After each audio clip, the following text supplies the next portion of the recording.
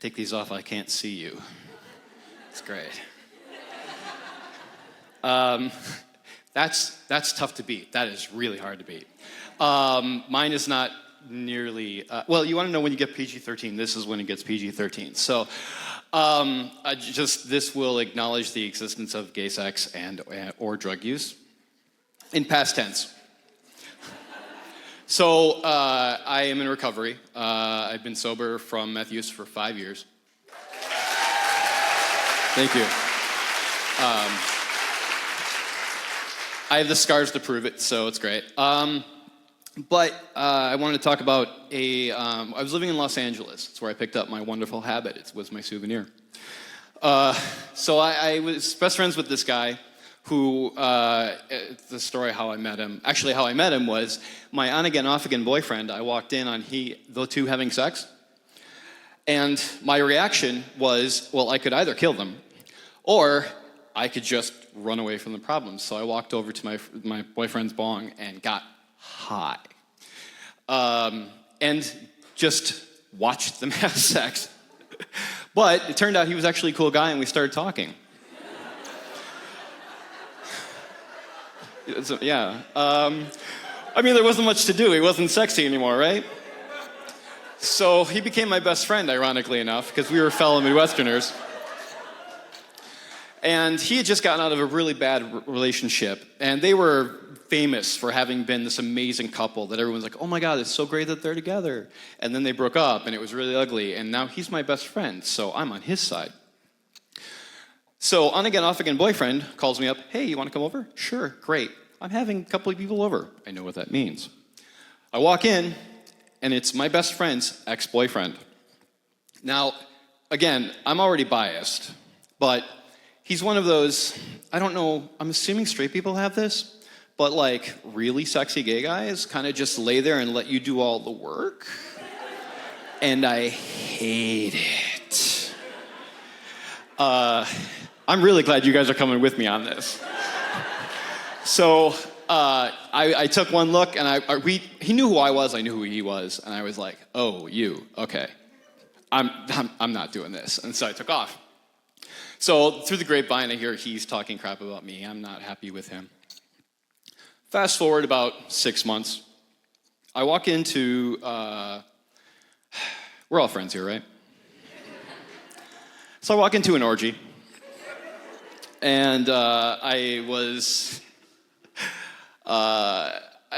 relapsing is what was happening. And so I walk in and there are 6 guys piled up, like a stack of dogs or something.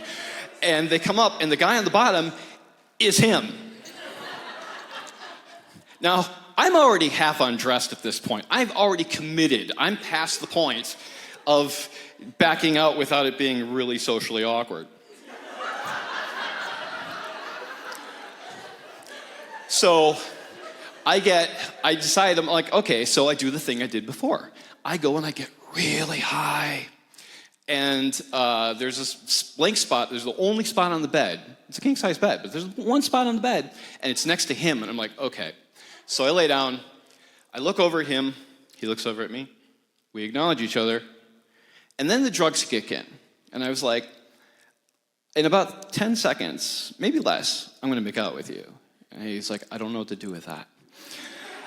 And I jumped on him. And the rest of the world ceased to exist. There were, I don't know how many people there, and it was just him and I for like an hour. Like to the point where everyone got pissed off. Like there was this intense connection. And it wasn't because we hated each other, but it made it weird because afterwards, when everyone had cleared off because we'd kind of ruined the mood, romance is really a bad aphrodisiac in an orgy, let me tell you.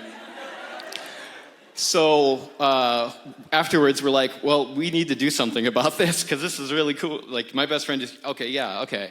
Like, we had, up to the moment I made out with him, hated each other. So we'll go on a date and see what's going on because gay men will do anything if there's a possibility of love involved, right? So we go on this date, and we go and have a great time. it turns out we have a whole bunch of things to connect on. Like, we both love musical theater.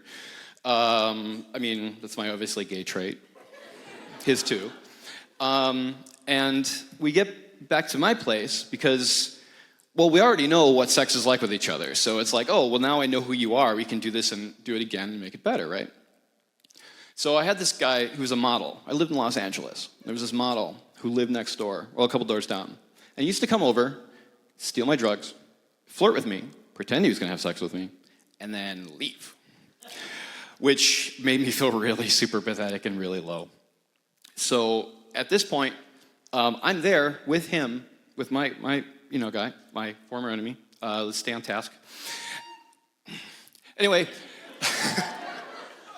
so the model comes in through my window, just walks in, just like climbs in over the window and walks in, right? And he sees this person that I'm with, and he sits on his lap. He doesn't even look at me, doesn't acknowledge me. In my fucking room, right? Oh, sorry. In my room. Yeah, that's the breaking point when I swear, right? So he sits on his lap. The model guy sits on his lap, and he says, "Well, we should go somewhere else and hang out." And without missing a beat, in the coldest and iciest voice I've ever heard a human being use on another, and I'm including drag queens, he says, "You should go now. You're embarrassing yourself." Now, when you use meth, it's not because you like yourself. And this was the first time that someone made me feel wanted and loved, and it was my former enemy. Thank you.